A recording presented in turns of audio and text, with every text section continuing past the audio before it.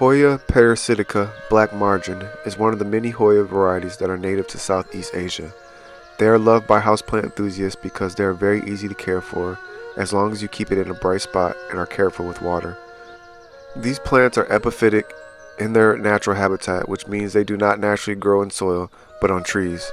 Hoya Parasitica Black Margin has ovate leaves with conspicuous veins and dark margins that become more prominent when exposed to bright light. It produces star-shaped flowers that are white with pink centers and appear in large clusters. Black margin will need a well-draining mix and not too much water when kept in a pot. If you want to encourage your Hoya Parasitica Black Margin to bloom, place it in a spot where it gets lots of light, and don't repot it because the stress of being root-bound helps Hoya bloom.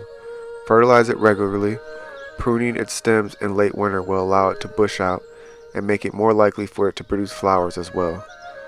Hoya Parasitica is extensively used in traditional medicine for the treatment of various diseases, including kidney problems, jaundice, urinary tract disorders, fever, and pain.